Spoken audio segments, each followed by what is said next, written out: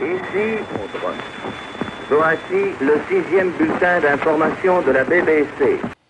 J'ai fait depuis 2 ans ce que je pensais être mon devoir et l'intérêt de la France, c'est-à-dire poser les bases du redressement. La reprise, elle est là, mais elle est trop fragile, trop hésitante. La reprise est là partout, sauf en France. C'est un président qui s'enfonce dans l'échec, dans une politique qui ne réussit pas. Maintenant, on doit être ensemble. Le président de la République s'est aventuré hier sur le chemin de la division des Français.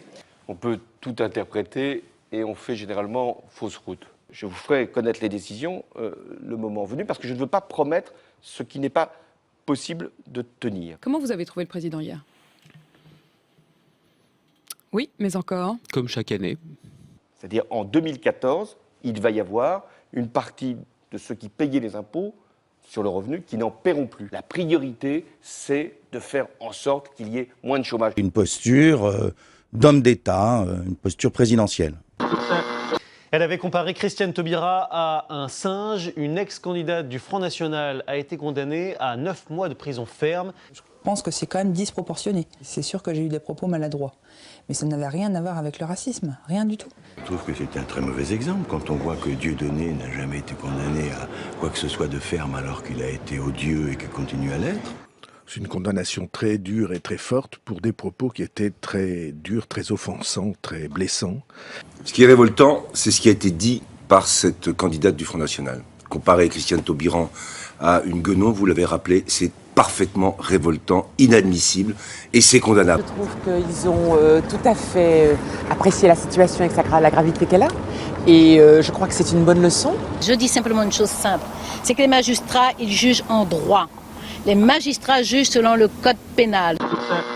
L'Assemblée nationale est à la recherche d'une carte de France idéale. Les socialistes ont d'ailleurs déjà corrigé la carte des régions proposée par le gouvernement. Mais les propositions faites par le groupe socialiste me semblent aller dans le bon sens. Eh bien, c'est n'importe quoi. C'est une improvisation loufoque qui fait que plus personne ne peut y retrouver la moindre logique et le moindre sens profond de ce qu'est une région. On amuse la galerie avec du redécoupage d'enfants de maternelle qui malheureusement jouent avec les territoires et qui ne fera pas une économie, pas une. Écoutez, je pense que cette répartition devient un peu grotesque. On se coupe des morceaux de France, on se les attribue, on les reprend, on les propose, on négocie dans les couloirs. Cette carte, elle doit être le fruit de l'intelligence collective des parlementaires, de droite comme de gauche. Ce débat doit dépasser les clivages partisans. Je pense que les Français vont pouvoir jouer au jeu de l'été. Le jeu de l'été, ça va être « Décide-moi ma région ».